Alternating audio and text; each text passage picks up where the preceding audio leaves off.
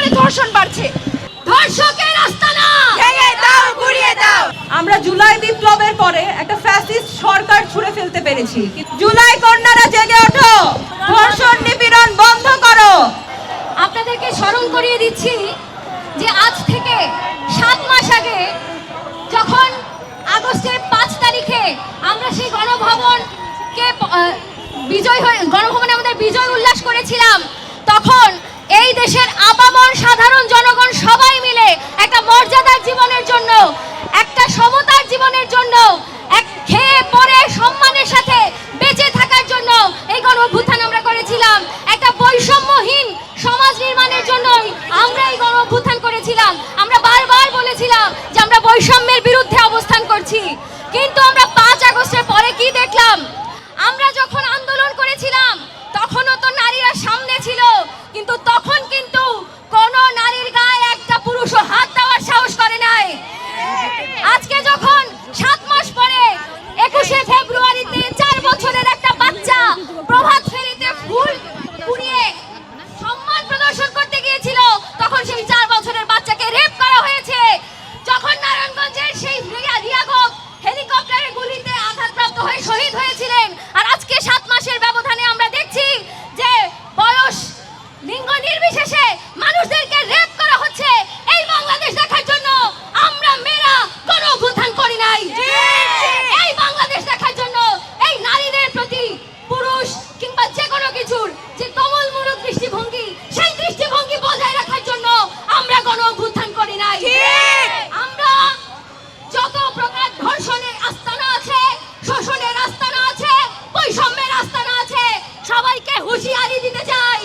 আমরা যেমন সম্মুখ সারিতে থেকে জুলাই গণঅভ্যুত্থানের নারী নেতৃত্বকে নিয়ে আসতে পেরেছিলাম, ঠিক তেমনি যতদিন না পর্যন্ত এই ধর্ষণের যথাযথ বিচার করা হচ্ছে, চুরি, ছিনতাই, ডাকাতি এগুলোর যথাযথ বিচার করা হচ্ছে, দেশের আইন বিভাগ, বিচার বিভাগ আর শাসন বিভাগ যেগুলো আছে সেগুলোকে কার্যকর না করা হচ্ছে, আমরা শক্ত প্রতিরোধ করে তুলব। আমরা ঢাকা বিশ্ববিদ্যালয়ের নারীরা জুলাইয়ের ওয়ার করেছিলাম, আমরা আবারও এই ফেব্রুয়ারি মাসেও আমাদের গর্জন তুলে ধরব। সেই ধর্ষকের আস্তানা ভেঙে দাও, গুড়িয়ে দাও। আমার সোনার বাংলায় ধর্ষকের ঠাঁই নাই, আমার সোনার বাংলায় ধর্ষকের ঠাঁই নাই। ফলে আমরা আজকে ঢাকা বিশ্ববিদ্যালয়ের নারী শিক্ষার্থীবৃন্দ একসাথে হয়েছি বিচারের দাবিতে। চলমান যে বিচার বিভাগ তা যে অকার্যকর হয়ে রয়েছে, অতি সত্বর বিচার বিভাগ, শাসন বিভাগ, আইন বিভাগ এই 3 বিভাগকে কার্যকর করুন। স্বরাষ্ট্র মন্ত্রণালয়ের কাজের জবাবদিহিতার ব্যবস্থা করুন।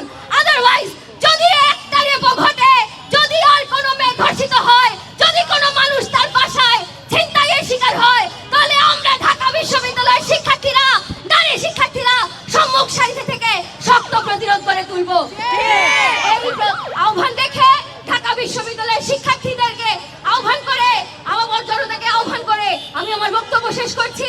ধর্ষক যতদিন থাকবে, আমাদের প্রতিরোধ এই বাংলাদেশে ততদিনই গর্জন করবে। সবাইকে ধন্যবাদ। বলা হয়ে থাকে ধর্ষকের হাতে একবার ধর্ষণের শিকার হওয়ার পরেও দ্বিতীয়বার আবার তাকে ধর্ষণের শিকার হতে হয় আইন শৃঙ্খলা রক্ষাকারী বাহিনীদের হাতে, যখন সে বিচারের জন্য যায়। বিচারের জন্য বিচারকের কাছে যে তাকে আরেকবার ধর্ষণের শিকার হতে হয় তাদের প্রশ্নমানের দ্বারা, তাদের প্রশ্নমানের ধরনের দ্বারা। এই অবস্থায় দাঁড়িয়ে আজকে আমাদের মা বোনদের এই যে নিরাপত্তাহীনতা, আমাদের মা বোনেরা রাস্তায় বের হতে পারছে, এত ধর্ষণ চারিদিকে, চক্রবৃদ্ধি হারে ধর্ষণ বাড়ছে। একজন নারী হিসেবে রাস্তায় বের হতে গেলে আমাদের দুবার ভাবতে হয়। এই অবস্থা থেকে পরিত্রাণ চাই। ধর্ষণের যত দ্রুত সম্ভব আমরা বিচার চাই। ধর্ষিত হওয়ার পর একজন নারী যাতে তার পোশাক নিয়ে, যাতে তার চালচলন নিয়ে, তার জীবনাচরণ নিয়ে কোনো প্রশ্নের শিকার হতে না হয়,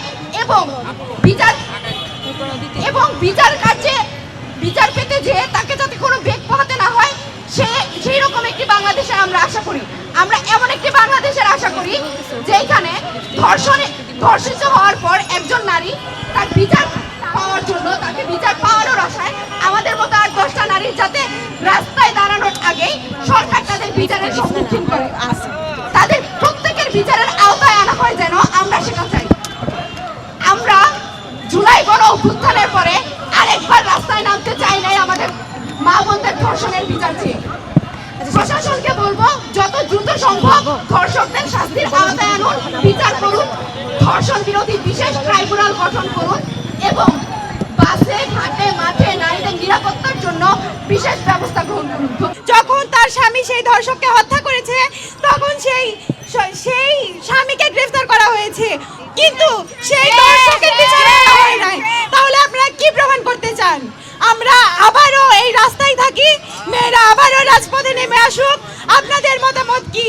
অন্তর্বর্তীকালীন সরকারের কাছে আমার আকুল আবেদন থাকবে এবং সকল মেয়ে এবং নারীদের পক্ষ থেকে আকুল আবেদন থাকবে, আপনারা একটা স্পেশাল অ্যাক্ট তৈরি করুন ধর্ষণের বিরুদ্ধে, ধর্ষকের বিরুদ্ধে, যেন আমরা মেয়েরা, আমরা নারীরা, আমরা আমাদের কাজে, আমরা আমাদের সম্পূর্ণ নিরাপত্তা নিয়ে আমরা বের হইতে পারি। আমাকে বাড়ি থেকে কেন বলা হয় যে তুমি সন্ধ্যার পরে বের হবে না?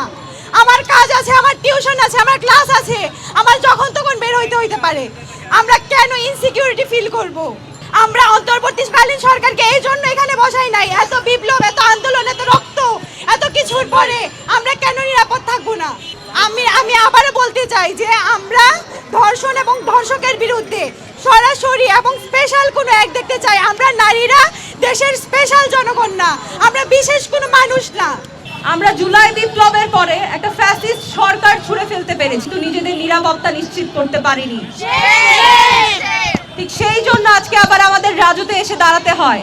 আজকে একটা ধর্ষককে যদি হত্যা করা হয় তাহলে ওই হত্যাকারীর বিচার করা হবে, কিন্তু যে ধর্ষণ করে তার বিচার করা হয় না। আমাদের এই বাংলাদেশে একটা জনসংখ্যার অর্ধেক যেখানে নারী, সেখানে সেই নারীদের জন্য, তাদের নিরাপত্তা নিশ্চিতের জন্য আমাদের একটা আন্দোলন করতে হয়, আমাদের এসে অবস্থান নিতে হয়।